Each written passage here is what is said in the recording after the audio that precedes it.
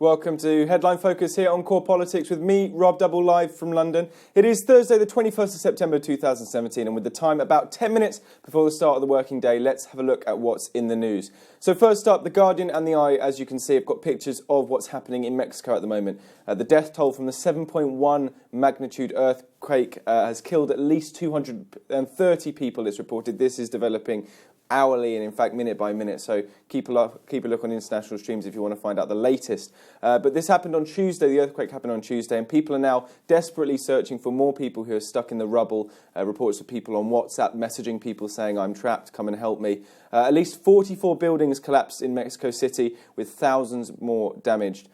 Mexico is still reeling, I should say, from a powerful earthquake, 8.4 magnitude earthquake, which killed almost 100 people and left thousands homeless, and that was only 2 weeks ago in the south of the country.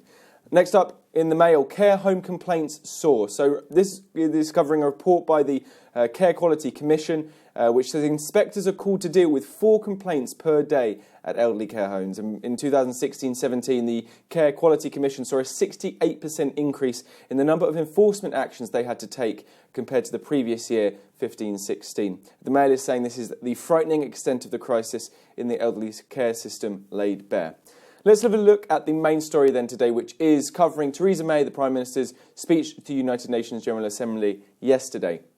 Theresa May threatened to withhold tens of millions of pounds, says the Times newspaper, of UK contributions to the United Nations, as she warned of a crisis in faith in global bodies in general. And the Times saying the Prime Minister demanded urgent reforms to the UN, characterising it as bloated, disorganised and hit by abuse scandals. Similarly, The Guardian covers a slightly different element of Theresa May's speech, particularly focusing on the UN climate change deal and saying that Theresa May issued a veiled warning to US President Donald Trump. His plan to withdraw from the Paris Climate Change Treaty risks, alongside North Korea's nuclear missile tests, as a threat to global prosperity and security. That's in pretty much all the papers, so pick up pretty much any paper if you want to hear about more on Theresa May. And finally, one more story then comes from the Eye newspaper. The government is launching a review into whether a new law is needed to tackle dangerous cycling, and this would be pretty much on par with dangerous driving. It would be death by dangerous cycling or under the offence of dangerous cycling. This is in response to a huge increase in the number of people which have been injured and killed as a result of people cycling.